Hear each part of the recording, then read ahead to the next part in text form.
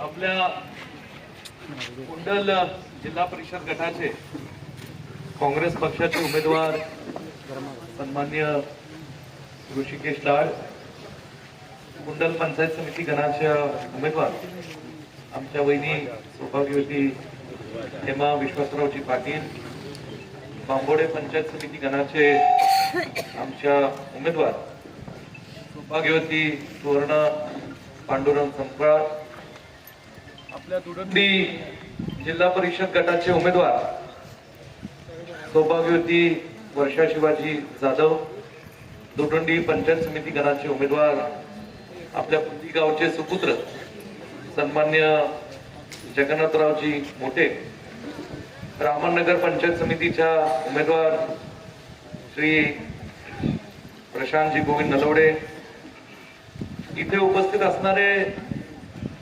आपल्या पलूस तालुक्याचे नेते आणि सांगली जिल्हा मध्यवर्ती बँकेचे संचालक व शिक्षण संस्थेचे उपाध्यक्ष सन्मान्य महेंद्र पलाड, आपल्या तालुक्याचे ज्येष्ठ नेते आपल्या सर्वांचे मार्गदर्शक आदरणीय जे के बापू, ज्येष्ठ नेते मार्गदर्शक आदरणीय पांडुरंग तात्या सुरवंशी, आदरणीय उत्तम भाऊ, आदरणीय सर्जेराव बापा, आदरणीय श्रीकांत नाना, आदरणीय गणपतराव तात्या सावंत, या ठिकाणी ज्येष्ठ नेते आमचे मार्गदर्शक आदरणीय लाला गुरुजी, इथे उपस्थित असणारे सन्मान्य प्रल्हादजी सितापे, आदरणीय तुकाराम अण्णा पाटील, सन्मान्य संजयरावजी पाटील, आदरणीय दिलीप काका पाटील, संदीपरावजी जाधव, या ठिकाणी आदरणीय शंकर पाटील चेअरमन, सन्मान्य बंडा पाटील देहारी, आदरणीय सुनीलजी पाटील दुपारी, सन्मान्य दीपकजी पाटील दुपारी, या ठिकाणी उपस्थित सर्व आदरणीय ज्येष्ठ नेते आमचे मार्गदर्शक सुनील काका, या ठिकाणी सन्मान्य उपस्थित असणारे विजयप्पा अडपुणे, आदरणीय आमच्या निर्मलाताई जाधव काकी, इथे उपस्थित असणारे सौभाग्य माधुरी नलोडेजी, या गावातील सर्व सन्मान्य संपत बापा, अभिजितजी कोळी, प्रमोदजी जाधव, या गावातील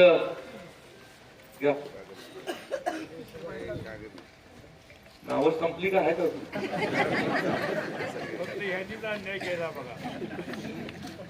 उपस्थित असणाऱ्या आजच्या या दुदंडी जिल्हा परिषद गट व कुंडल जिल्हा परिषद गटातील सर्व उमेदवारांच्या प्रचाराच्या शुभारंभाच्या कार्यक्रमाला उपस्थित सर्व या दोन्ही गटातील ग्रामस्थ, सर्व काँग्रेस पक्षाचे कार्यकर्ते, विविध गावांचे सरपंच, उपसरपंच, ग्रामपंचायतीचे सदस्य, सोसायटीचे चेअरमन, संचालक, मोठ्या संख्येने उपस्थित असणाऱ्या आमच्या माता भगिनी, सर्व तरुण कार्यकर्ते, कुंदी गावातील सर्व ग्रामस्थ, कुंदी गावातील सर्व ज्येष्ठ वडीलधारी मंडळी आणि उपस्थित बंधू भगिनी, प्रथमतः आजच्या बैठकीला येण्यास मला उशीर झाला त्याबद्दल आपल्या सर्वांची मी मनापासून दिलगिरी व्यक्त करतो. विशेषतः आमच्या माता भगिनींना उन्हा तानाचं या ठिकाणी याच्या सभेसाठी इथे बसावं लागलं, त्याबद्दल त्यांची मनापासून दिलगिरी व्यक्त करतो. आज शनिवारचा दिवस आहे आणि शनिवारी आपण सर्वजण आपल्या धर्मानुसार, आपल्या संस्कृतीच्या परंपरेनुसार आपल्या ग्रामीण भागामध्ये ज्या ज्या गावांमध्ये मारुतीचं मंदिर असतं त्या मंदिरासमोर हनुमानाच्या चरणी आपण सर्वजण नतमस्तक होत असतो. मोठ्या श्रद्धेने आपण शनिवाराच्या शुभ दिवशी आपण हनुमानाचे आशीर्वाद घेत असतो. आणि आजचा हा शनिवारचा दिवस हा कुंडी जिल्हा परिषद गट, कुंडल जिल्हा परिषद गटातील सर्व कार्यकर्त्यांनी जे कुंडी येथील आपल्या हनुमानाच्या देवस्थानी हा प्रचाराचा शुभारंभ केलेला आहे. आणि इथं जे तुम्ही मला बोलवून आज हनुमानाचे दर्शन आपण सर्वांनी घडवलेले आहेत त्याबद्दल सर्व कार्यकर्त्यांचे मी प्रथमतः मनापासून आभार मानतो. आज सकाळी चिंचणी पंचायत समिती गण आणि देवराष्ट्र जिल्हा परिषद गट तिथेही चिंचणीमध्ये एक जागृत हनुमानाचं मंदिर आहे, तिथेही सकाळचा आज कार्यक्रम आणि देवराष्ट्र जिल्हा परिषद गटाचा शुभारंभ झाला. त्यामुळे खरं मला इथे येण्यास उशीर झाला. मी आज या ठिकाणी जास्त लांबलचक भाषण करणार. पुढचे आणखी 10-12 दिवस आपल्या सर्वांना येणाऱ्या 5 तारखेला जी जिल्हा परिषद पंचायत समितीची निवडणूक सांगली जिल्ह्यात होऊ घातलेली आहे, त्या 5 तारखेच्या मतदानाच्या दिवसापर्यंत आपल्याला सर्वांना कंबर कसून दिवस रात्र आपल्या काँग्रेस पक्षाच्या उमेदवारांचा प्रचार करायचा आहे. आणि म्हणून मला इथे माझ्या आधीच्या फार काही वक्त्यांची मी भाषणं ऐकू शकलो नाही. जी मंडळी बोलली मी त्या सगळ्यांचा मनापासून आभार मानतो.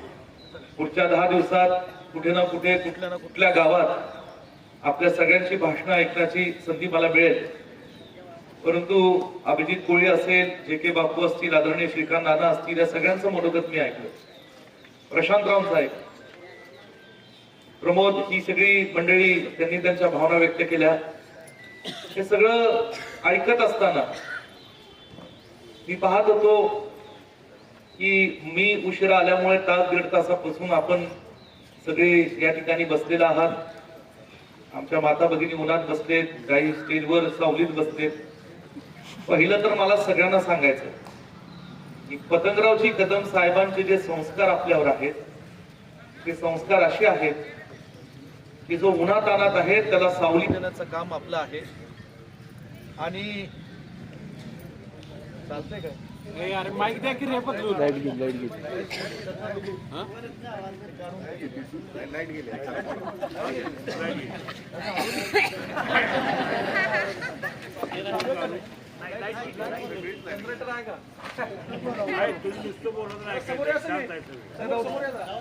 आपल्या साहेबांनी जे आपल्याला संस्कार घडवलेले आहेत की उन्हातानाचं जे आपले कार्यकर्ते आणि लोक असतील तर पहिलं तर आपल्याला त्यांना सावली देण्याचं काम हे आपल्या सर्वांचं आहे. आणि सावली देता आली नाही तर आपल्या लोकांच्या सोबत उन्हातानात खांद्याला खांदा लावून उभं राहण्याचं काम हे आपण केलं पाहिजे. हे साहेबांचे संस्कार आहेत.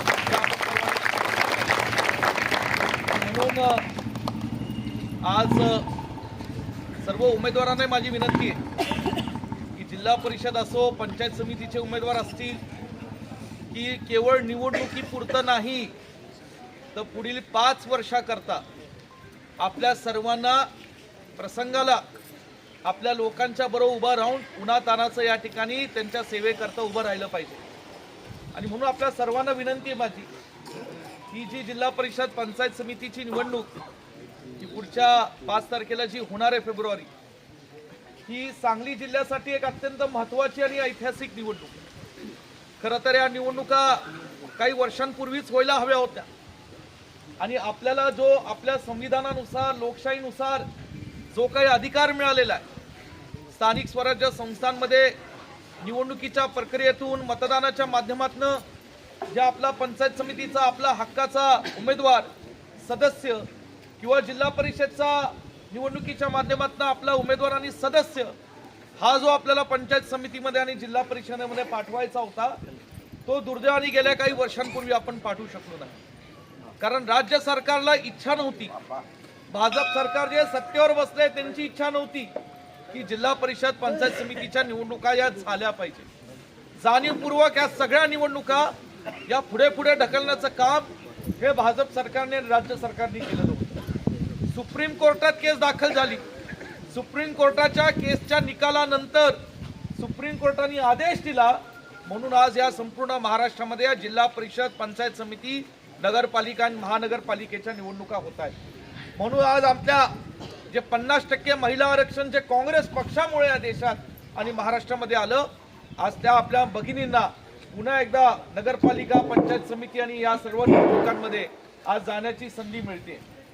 म्हणून आपल्या सर्वांना माझी नम्र विनंती आहे की या निवडणुकीच्या माध्यमातून दुधोंडी जिल्हा परिषद गट याच्या बाबतीत जे बापूंनी आपल्या भावना व्यक्त केल्या, ज्यावेळी स्वर्गीय पतंगरावजी कदम साहेबांनी या पलूस आणि कडेगाव तालुक्यामध्ये स्थानिक स्वराज्य संस्थांच्या निवडणुकांच्या माध्यमातून आपल्या या परिसरात काम करणाऱ्या कार्यकर्त्यांना न्याय देण्याचा प्रयत्न केला, त्या सर्व कार्यकर्त्यांना उमेदवारांना पदरात घेऊन त्यांच्या पाठीशी खंबीरपणे उभं राहण्याचं काम सातत्याने पलूस तालुक्यातल्या लोकांनी आणि आपल्या दुधोंडी जिल्हा परिषद गटातल्या आपल्या सर्व लोकांनी केलेलं. म्हणून आपल्या सर्वांना विनंती, ही जी निवडणूक आहे की या संपूर्ण देशाच्या महाराष्ट्राच्या वातावरणामध्ये हा मतदारसंघ, हा तालुका आणि आपला हा जिल्हा परिषद गट आणि आपलं हे पुंडी गाव हे आदरणीय पतंगरावजी कदम साहेबांच्या विचाराने आहे, हे या ठिकाणी आज आपल्याला सिद्ध करून दाखवायचं. आपल्या या पुंडीच्या गावावर असेल, कृष्णा नदी काठ असणाऱ्या अनेक गावांवर गेल्या काही वर्षांमध्ये एक नाही 2 वेळा पुराचे प्रसंग आले. या पुराच्या प्रसंगांमध्ये आपल्या सर्व लोकांना आणि कार्यकर्त्यांना, माता भगिनींना आम्हाला थोडासा त्रास सोसावा लागला. म्हणून या त्रासामध्ये जर आपल्या सुखदुःखाच्या प्रसंगामध्ये कोण आपल्या पाठीशी खंबीरपणे उभं राहिला असेल तर ते कदम कुटुंब आणि काँग्रेस पक्ष खंबीरपणे उभा राहिला. त्याची जाण राखणारी आपण सगळी माणसं आहोत, यात कुणाला काही शंका नाही. ही जी माणसं कदाचित निवडणुकीच्या पार्श्वभूमीवर तुमच्या समोर येतील, कदाचित आज भाषणाच्या माध्यमातून काही बोलून जातील. फक्त त्यांना एकच प्रश्न विचारा की जेव्हा आमच्यात काही दुःखद प्रसंग या ठिकाणी आले होते, जेव्हा आम्ही अडचणीत होतो, जेव्हा पुराचं पाणी आमच्या घरात शिरलेलं होतं, त्यावेळेस तुम्ही कुठं होता? ही मंडळी कुठेही नव्हती, घरात त्यांच्या बसलेली होती.